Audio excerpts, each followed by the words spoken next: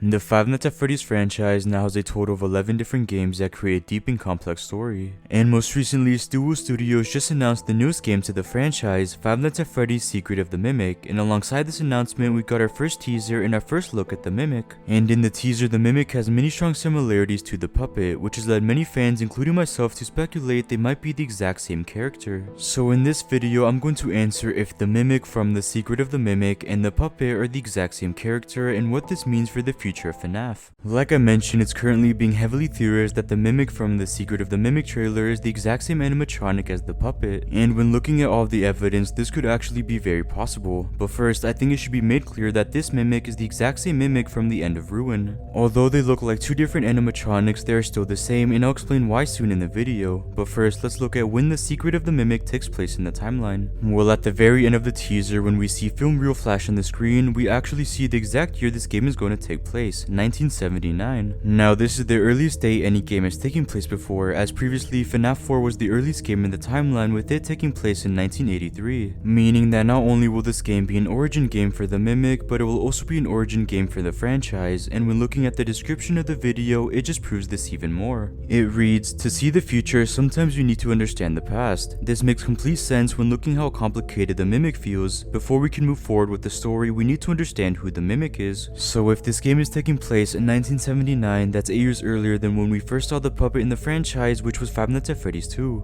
But it could still be very possible that these are the same animatronics, so let's start to look at each of the similarities, starting with their designs. Right off the bat, their designs are very similar. They both have a white animatronic face shell and highlights of red on their cheeks. But they also have a lot more differences. The Mimic has orange eyes, while the puppet's eyes are hollowed out. The Mimic also has a red nose, and overall the shape of their heads are pretty different, so I don't think we can confirm if they're the same character based on just their designs. But we might be able to confirm this when looking at the Mimic's music box. In Ruin and in the novels, we never learn of the Mimic having a music box, and in the entire franchise, we never learned of another animatronic that had a music box except for the puppet. So obviously this is directly referencing the puppet and showing that the Mimic and the puppet are somehow connected. Now physically the boxes are different, but when listening to the music, they're almost identical, and it's clear this was on purpose.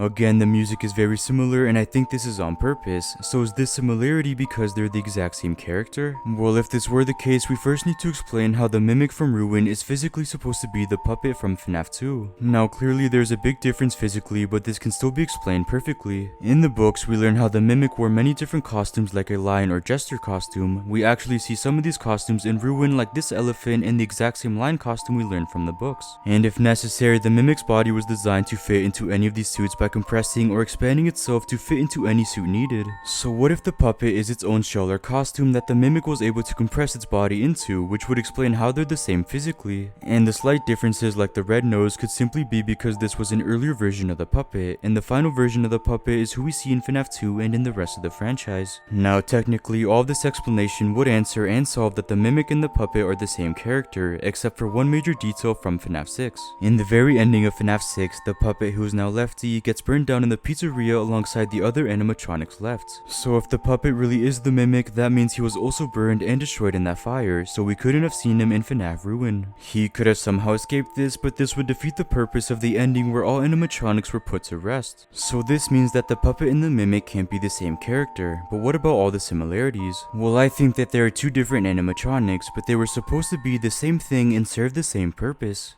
The Mimic was the original puppet, but after an incident, the second puppet was created, who we see in Fnaf 2 and in the rest of the series. That's why they're clearly different physically, but at the same time have many direct similarities. But now the question is, why was the second puppet created, and who created the Mimic? Well, in the books, we learn that Edwin was the creator of the Mimic, but this doesn't mean he's also the creator of the Mimic in the games. So if we know the creator of the puppet is Henry Emily, then what if he's also the creator of the Mimic? This has actually been a popular theory for a while now, and I feel that the new teaser finally confirmed it. Not only is it showing that the Mimic was the first first version of the puppet, but it's also showing that Henry created the first version of the puppet.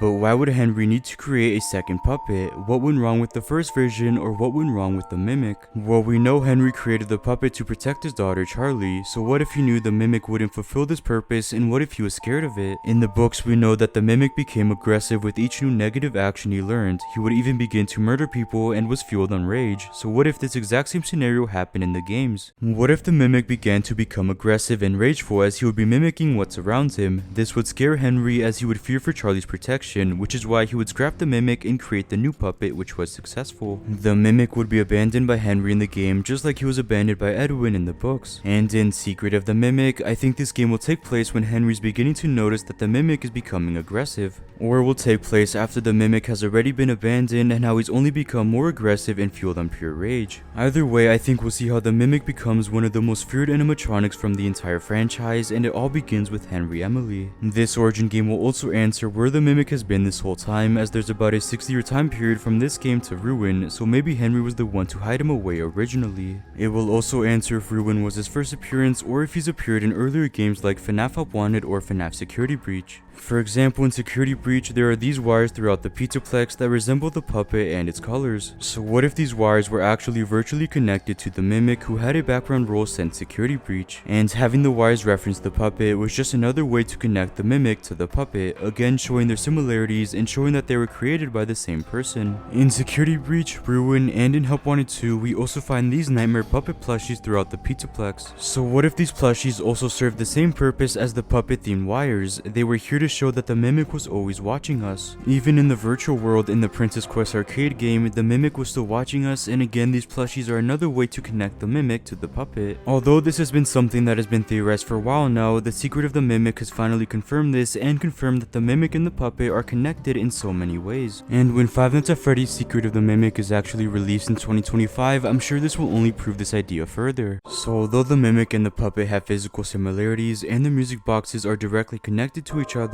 there are still two separate animatronics that were created for the same purpose. The mimic was the very first version of the puppet who was created by Henry Emily, but after he would become more aggressive and after Henry would fear for the safety of his daughter Charlie, Henry would scrap the animatronic and abandon him. So in Secret of the Mimic, we are going to learn more on why the mimic was abandoned and how he became FNAF's most infamous villain. And with that, the mimic from Secret of the Mimic and the puppet are not the same character. But I hope you guys enjoyed this video on Five Nights at Freddy's Secret of the Mimic, and if the mimic and the puppet are the same character. Nothing is confirmed yet, and all we can do is wait until the game is released to see what exactly the mimic's and the puppet connection is. But for now, what do you guys think? Are the mimic and the puppet the same character, and what does this mean for future FNAF projects? So make sure to like and subscribe for more content like this, and thank you guys so much for watching.